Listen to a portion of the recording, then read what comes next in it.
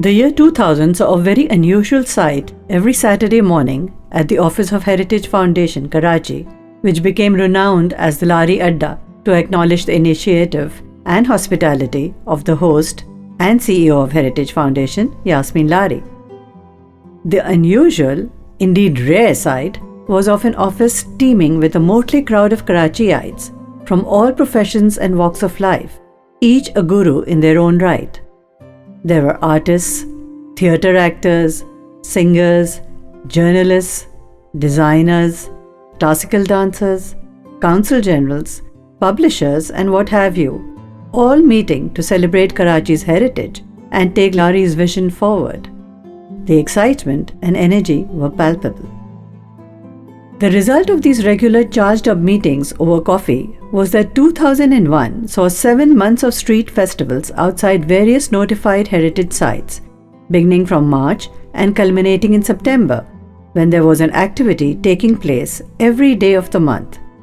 The first street festival was outside Empress Market, and a mammoth crowd of 10,000 people collected to witness the on-stage activities. With the help of the police, streets would be blocked for vehicular traffic every Sunday. In fact, the traffic police admitted that this was the first time that streets were blocked for the benefit of ordinary people and not VIPs, and people would be seen thronging everywhere, including on overhead pedestrian bridges, rooftops of buildings, and what have you. From street theatre to performances by children of private, community, and government schools, to mural painting, celebrity appearances, and speeches, there were plenty for everyone's entertainment. And the most astounding fact was that people from every strata of society could be seen jostling with one another and enjoying the activities without any untoward incident taking place.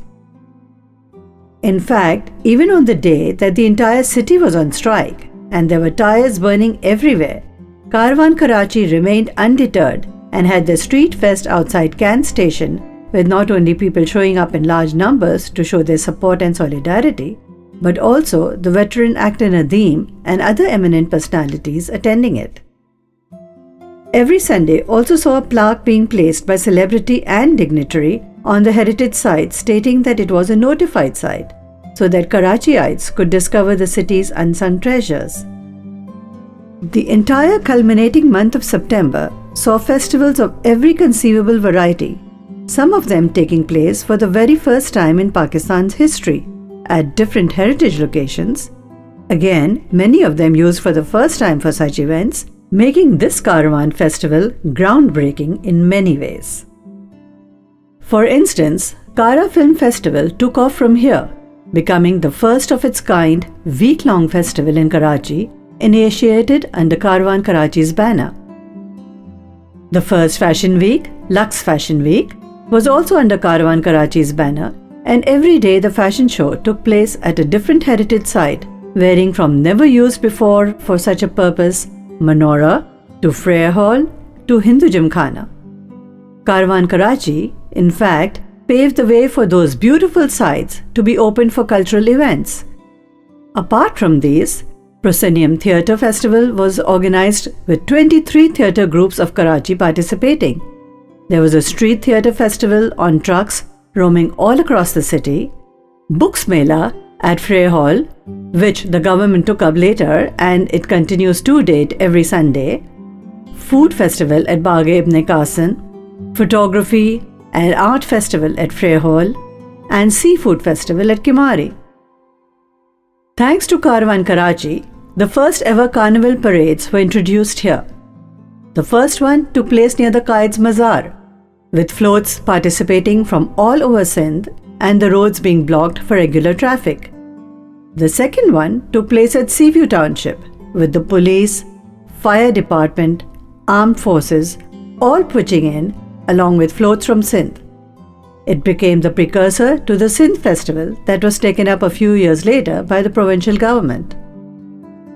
After Karachi, Karavan moved to other parts of the country, now becoming Karavan Pakistan, doing activities with school children at heritage sites in Taxila, Lahore, Bahawalpur, and Peshawar. Then the earthquake struck in 2005, and Karavan Pakistan took a backseat as Heritage Foundation found itself irrevocably drawn to rehabilitating the victims, both emotionally and physically. Implementing the learnings from Karavan, women and children were encouraged to indulge in therapeutic exercises such as mural painting and interacting with one another, while the men were taught to make cost-effective, eco-friendly and earthquake-resistant houses from mud, lime and stone. These learnings were then shared in the flood-ravaged areas of Sindh in 2008, where victims were not only provided flood-resistant housing on bamboo stilts, but also taught income-generating skills, including the making of earthenware chulas. Later, all the learnings over the years since 2000 were implemented in a village, Kot Sarki at Makli, the home of erstwhile beggars, whose lives were transformed by Heritage Foundation in a holistic way, and which has become a model village today. Now, following the injunctions of the Chief Justice to bring Karachi's glory back, Karavan Karachi is back with its street fest every Sunday, this time focusing on Marriott Road, with the objective of cleaning all the historic buildings on the strip, beginning with the heritage site Denso Hall, and eventually pedestrianizing it. Already, since the implementation of this project, Denso Hall's facade has been cleaned and the caravan has moved on to other buildings on the strip. With civil society stepping in to lend a helping hand, the project is well on its way to becoming as successful as Caravan's previous ventures.